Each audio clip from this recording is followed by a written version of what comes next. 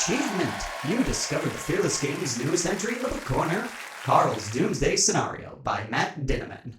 If you're new to the channel, welcome! We hope you enjoy! If you're a seasoned subscriber, I'm disappointed in you. You could have watched this video 2 weeks ago if you just stayed till the end of the last book corner episode, but I guess that was too much to ask for. Well, you're here now, so I guess enjoy the video. By the way, stick around and there may be a new achievement available for you at the end. Hint, hint.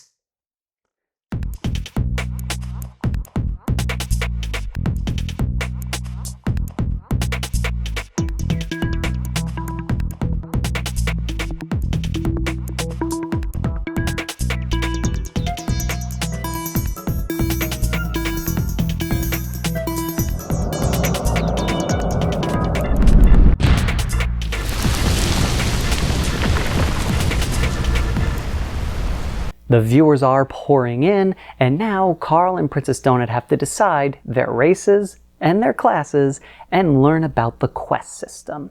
Will this be another level that they can overcome, or will this be where their story ends? This is Dungeon Crawler Carl, Carl's Doomsday Scenario. Once again, the story knocks it out of the park by keeping it high action and high levels of fun and entertainment. This is one of the few times in recent times that I've read a book where I didn't get bored halfway through and had to take a break. I have to stop myself from reading the book to not finish it too soon because I listen to these books while I'm at work.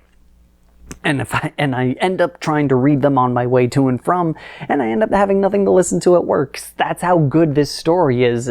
I just can't, I have to force myself to not read it just so I can let the story last a little longer. And in level 3, we are introduced to the class system, the race system, and quests, where the characters can partake in little story scenarios instead of just running around killing hordes and hordes of dudes. And it's not just quests for the dungeon, they're like pilots and television shows for other networks that use the dungeon crawler to basically cut costs. You know, the dungeon is there, let's just write a story for a television show that takes place on the theme of this level. Which is a really cool idea. It kind of helps explain how Dungeon Crawler World keeps itself going, because when you think about all the extent, the complexity, and the inner workings of how this dungeon is set up, you kind of wonder where all the money is coming for developing this. And this introduction of quests is a great way of explaining how that all works. So, once again, the story is high-octane action. I couldn't tell when the climax of the story we were in. Well, that's not entirely true. This time around, it was a little easier to pick out where the climax of the story was. But once again, when the climax happens, the action doesn't stop. It keeps moving at a high pace, so you don't get a chance to take a breath and go, okay, we're safe, we're over, we can now kind of coast our ways through the end. No, it again treats it like the real world high stakes scenario that Carl is in. There's no sitting down, there's no taking a break. You gotta keep moving or you are not going to survive. Once again, the pop culture references in this book are very few and far between. In fact, I think they got even less than in the first book, which was nice. And we started to develop all the different personalities of the characters more. We're getting more interaction. You know, the interactions between Carl and Donut are phenomenal. Princess Donut, her persona and character is just a great opposite to bounce off of Carl, making their interactions so natural and fun that I'm really rooting for these characters. There isn't a character so far where I'm like, I just wish they'd go away, I don't like them, or I'm not, in general, I genuinely want Carl and Princess Donut to get out of this alive, and I'm worried that one of them may not survive. I don't know, but that's just a feeling I have going into these stories. As I mentioned, the book introduced quests, which gives us a nice story to follow instead of just him running around a dungeon trying to find different bosses to defeat. So it gives us something different from the first book, which helps keep you engaged in the story. But once again, the quests in themselves don't detract from the story, it enhances the story, giving us a nice mystery to try and solve, which this one was a pretty good one. I liked it a lot, and it did remind me of like a mystery story that I would see in the Elder Scrolls games. And they said they're working up to build up their followers, so we're now seeing how the follower system kind of works, when how that can be played to their advantage and how it can also work against them. And overall, the book was just a great read. I can't recommend it enough.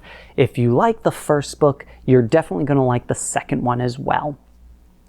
And between them two, honestly, after reading the second book, I like to see the first and the second as the foundation of the whole story.